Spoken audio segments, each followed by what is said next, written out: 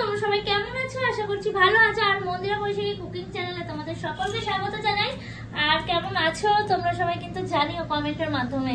আর আগের দিনের ছাড়া ডালা রেসিপিটা কেমন লাগলো সেটাও কিন্তু জানিয়ে ভুলো না।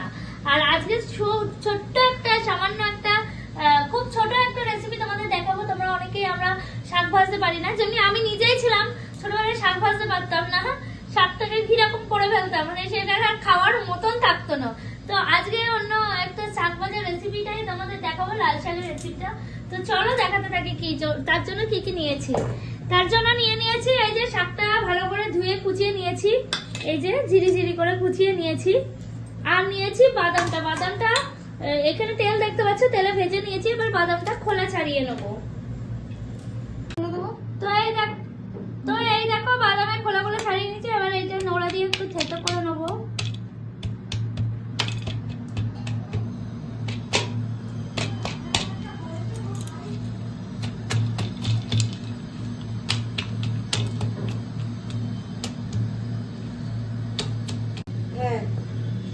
আচ্ছা,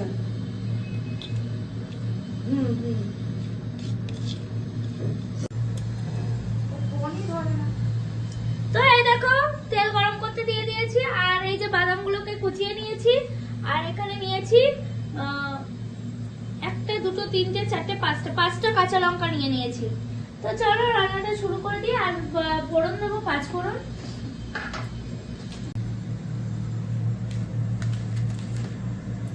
তো সবার আগে তেলটা গরম করতে দিয়ে দিয়েছি, আবার দিয়ে দেবো 5 ফোড়ন।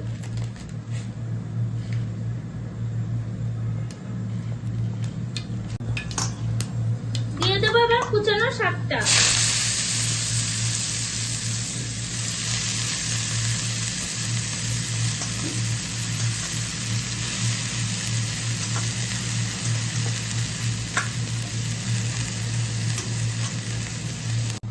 তো এই দেখো লঙ্কা নিয়েছি, আর লঙ্কাগুলো দিয়ে দেবো, দিয়ে আর একটু নাড়িয়ে নেবো।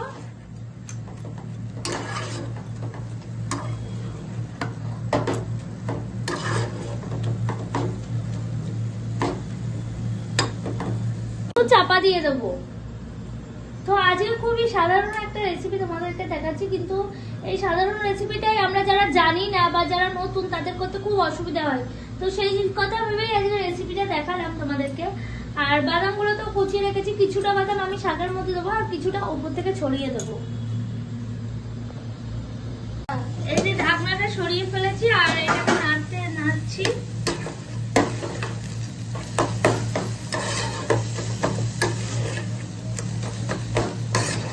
এবার দিয়ে দেবো চিনি।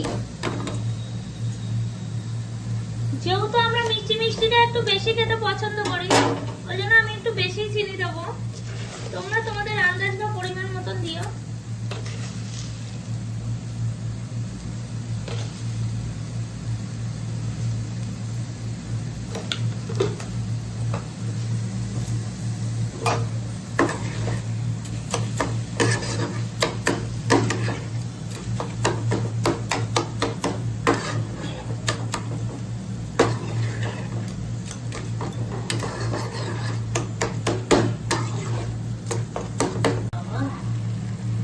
চিনিটা দেওয়ার পর কিরকম লাগছে, শাকটাকে কিরকম হয়ে গেছে দেখো। আর এবার আমি দিয়ে দেবো বাদাম কুচি কিছু।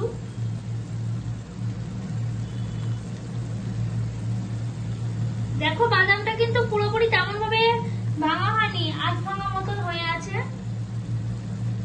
আর এর মধ্যে দুটো জিনিস দেবো, যে দুটো সত্যি একটু অন্যরকম টেস্টটা আনবে। আর সেই দুটো একদম লাস্টে গিয়ে দেখাবো তোমাদের। তো চলো দেখি, তারপরে একটু হোক, তারপরে আমি তোমাদের ওইটা দেখাচ্ছি। তো যেটা বলার কথা, দেখো চ্যানেলটাকে কেমন লাগছে তোমরা অবশ্যই জানিও। আর চ্যানেলের রেসিপিগুলো কেমন লাগছে সেটা অবশ্যই জানাতে ভুলো না। আর একটা কথা বলি, ছোট্ট একটা লাইক দিয়ে পাশে থেকো। আর যারা ইউটিউব থেকে দেখছো তারা একটু সাবস্ক্রাইব করে পাশে থেকো। আর যারা ফেসবুক থেকে দেখছো যারা এখনো ফলো করোনি তারা প্লিজ ফলো করে দিও আর পাশে থেকো। আর ইউটিউব থেকেও যারা যারা দেখছো তারা সাবস্ক্রাইব করে দিও আর পাশে থেকো, এটাই বলার আছে। আর রেসিপিগুলো কেমন লাগলো সেগুলো কমেন্টের মাধ্যমে প্লিজ একটা ছোট্ট কমেন্টের মাধ্যমে জানিও, যাতে আরো আরো আরো নতুন নতুন রেসিপি আনতে, আরো এগিয়ে যেতে, আরো উৎসাহ পেতে সাহায্য করে এগুলোতে। তো এই দেখো শাক ভাজাটা দেখেছো কিরকম আঠা আঠা হয়ে লেগে যাচ্ছে, তার মানে এবার শাক ভাজাটা আমার হয়ে গেছে। এবার আমি যেই দুটো জিনিস তোমাদের দেবো বলছিলাম সেই দুটো দেবো। এক হচ্ছে হালকা একটু গরম মশলা দিয়ে দেবো, এই যে সানরাইজার দিচ্ছি আমি গরম মশলাটা। আর দেবো ঘি, মানে ঘিটা তো শাক ভাজায় মাস্ট লাগবেই, নাহলে টেস্টই আসবে না।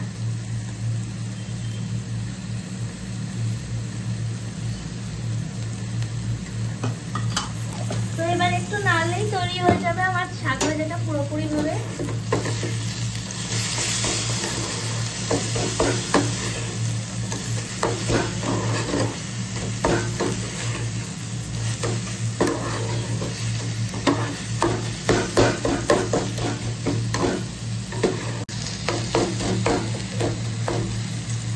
তো রেডি হয়ে গেছে আমার শাক ভাজাটা, এবার আমরা নামিয়ে নেবো, তারপরে বাদ বাকিটা দেখাচ্ছি।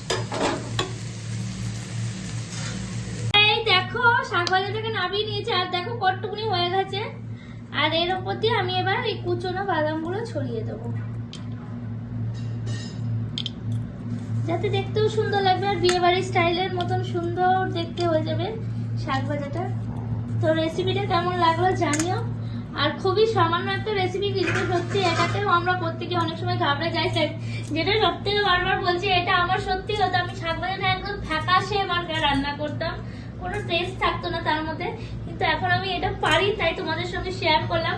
তো চলো দেখা হবে পরের অন্য একটা রেসিপি নিয়ে, ততক্ষণ পর্যন্ত তোমরা সকলে ভালো থেকো, সুস্থ থেকো, টাটা।